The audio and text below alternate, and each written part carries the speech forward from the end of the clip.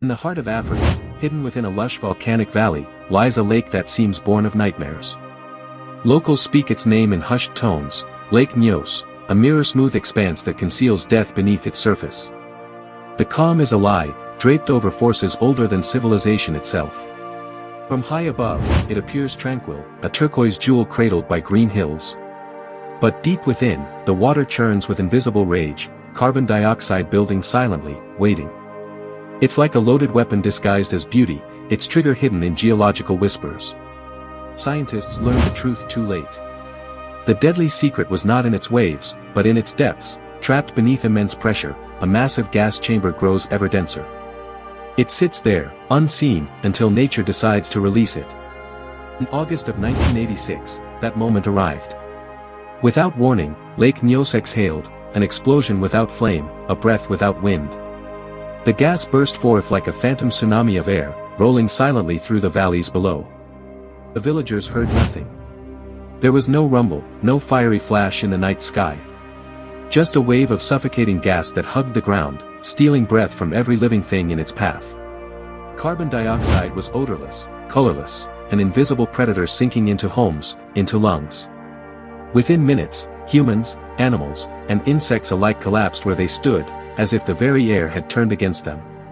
In the morning, rescuers approached through eerie silence. Entire communities lay motionless, livestock frozen mid-graze. As mist lifted, the grim enormity revealed itself, more than 1,700 souls lost without a single scream.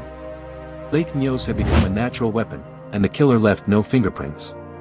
Scientists raced to understand how a body of water could claim lives on such a scale, with no visible violence. The explanation began deep under the surface. Carbon dioxide seeps from magma chambers through volcanic soil into the lake's cold depths, where it's trapped by tremendous pressure. The deeper it goes, the more gas gathers, forming a ticking time bomb of invisible fury. Normally, these gases stay sealed tight by the weight of water. But a landslide or temperature shift can disturb the balance. When that happens, the gas rushes upward, expanding explosively, dragging more gas with it in a chain reaction of death. Witnesses who survived reported seeing a white cloud rolling across the valleys, suffocating candles, and livestock. They stumbled, gasping, unaware that every breath they took only brought more poison. The silence that followed was absolute. The lake itself looked unchanged, a cruel irony. Fishermen who went to check the waters died instantly, their bodies drifting motionless on a liquid mirror that betrayed no hint of its crime. When researchers finally arrived, they had to wear gas masks and approach cautiously. Even residual gas concentrations near the lake could cause dizziness, unconsciousness, or death. The air itself could not be trusted. They took water samples, each vial shimmering with microscopic bubbles, and studied the chemical imbalance. What they discovered confirmed their fears. The bottom water layer was saturated beyond stability with carbon dioxide. Once a disturbance sets it free, gas erupts violently, displacing the oxygen people depend on. Entire ecosystems suffocate, while the water temporarily turns over, releasing more gas in a deadly cycle. The tragedy forced the world to recognize a category of killer lakes, natural bodies capable of mass extinction without a drop of lava or smoke. Lake Nyos was not alone, its sister, Lake Monaun, had already struck before. Engineers set out to tame the beast.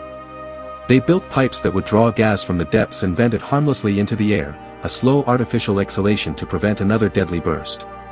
Venting worked, but the lake remains dangerous, its volcanic roots unyielding, its gases constantly replenished from below. Humanity's solution is only a temporary lull against an ancient, restless force. Even now, satellites monitor its subtle motions, measuring water temperatures, gas concentrations, and seismic tremors. One wrong shift could reignite the deadly chain unseen beneath the surface. Local people still live under its shadow. Despite warnings, they farm, fish, and prey around the lake's rim, drawn by the fertile soil its volcanic presence provides. Nature gives life, yet keeps death as its companion gift. This day, scientists describe the 1886 eruption as nature's silent massacre, proof that the most lethal disasters may arrive without sound or flame. Only the motionless dawn told the story. Carbon dioxide behaves deceitfully, it doesn't rise like smoke, it creeps low, hugging the ground like a predator in wait. At Lake Nyos, this meant the gas spared only those who climbed uphill or escaped by sheer chance. Some accounts tell of survivors awakening hours later, surrounded by bodies of neighbors and animals. They describe the village as eerily still, as though time itself had stopped when the lake took its breath. In the aftermath, the global scientific community realized Earth still holds mysteries capable of sudden terror. The lake became both a cautionary tale and a symbol of humanity's fragile coexistence with nature's hidden chemistry. Many other lakes were re-examined: Cameroon, Indonesia, even remote craters in Alaska, each evaluated for similar trapped gases. The question was no longer if, but when another could awaken. Modern systems now use thermal pipes, gas sensors, and early warning sirens to protect the region. Yet no technology can quiet the primal unease of those who remember that silent suffocation. Geologists warn that Lake Kivu, much larger and denser than Nyos, could one day unleash destruction dwarfing the 1986 event. Its gas reserves, multiplied by thousands, rest beneath millions of lives. Experts call it a time capsule of death. Its shimmering waters conceal a compressed storm of methane and carbon dioxide, stretching for miles, a potential catastrophe waiting in geological time. Deeper truth resonates beyond science. It reminds humanity of its fragile position atop an unpredictable Earth. Beneath serene landscapes, ancient processes stir with quiet venom, unbound by human control. Night falls over Lake Nyos, casting long reflections that seem almost aware. The water glows faintly under the moon, a deceptive peace after decades of dread. The world watches, waiting for the Earth's next whisper. Documents classify it now as a limnic eruption zone, an area where water itself can turn into an asphyxiant weapon. Researchers study it not just for danger, but for understanding how such silent forces can shape our planet's fate. When asked what scares them most, geologists rarely say earthquakes or volcanoes. They speak instead of these quiet killers, places so calm they seem sacred, until the air itself decides to strike.